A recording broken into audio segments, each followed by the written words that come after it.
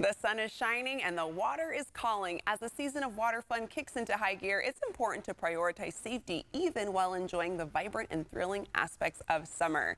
Here to help make your child's safety the #1 priority, we have Adam Kecmarchi, Executive Director of the National Drowning Prevention Alliance. Welcome, Adam.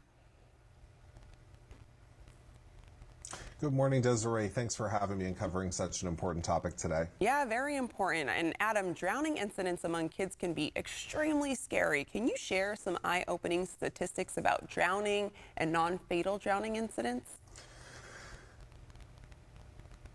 Yeah, absolutely. Most people don't recognize that drowning is actually the single leading cause of death for children ages 1 to 4 in the United States, and it remains the second leading cause of injury-related death up to age 14. And the CDC, very unfortunately reports that for every one fatal childhood drowning, we're seeing another 7 to 8 in our emergency departments with non-fatal submersion injuries, and about 40% of those require further hospitalization and treatment. So the numbers are simply staggering. Yeah, and this is scary. I can only imagine how parents must feel when it comes to wanting to protect their babies and preventing this from happening. What are some preventative strategies that moms and dads can use to protect their children and create a safe water environment?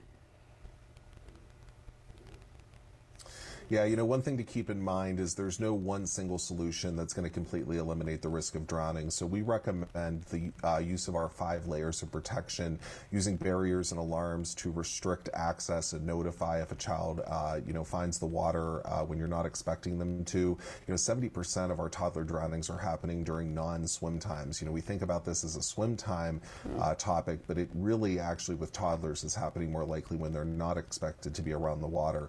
Supervision during swim time activities, parents watching the water, swimming near a lifeguard, and for our weekend non-swimmers, practicing touch supervision, being in the water, being able to reach out and touch your child. Third is water competency. We want our kids to learn basic aquatic skills to help keep them safe in the water as early as possible. And the American Academy of Pediatrics actually recommends that can start as early as age 1. After consulting with your child's pediatrician. 4 is the appropriate use of life jackets and flotation devices. We want a good certified and tested and approved U.S. Coast Guard approved life jacket anytime our kids are around, near, or on open bodies of water, natural bodies of water, or when they're boating. And it's great if adults will model that same good life jacket behavior as well.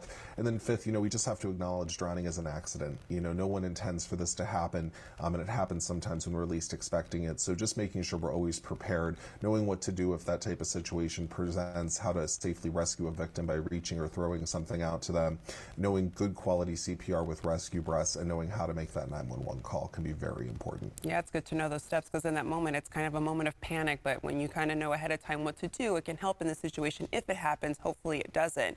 And Adam, there are often misunderstandings and myths about drowning. Can you help us separate facts from fiction and give us some real insights? Yeah, one of the biggest ones that we're trying to get across this summer is what drowning actually looks like and what you can expect if your child is in this type of situation.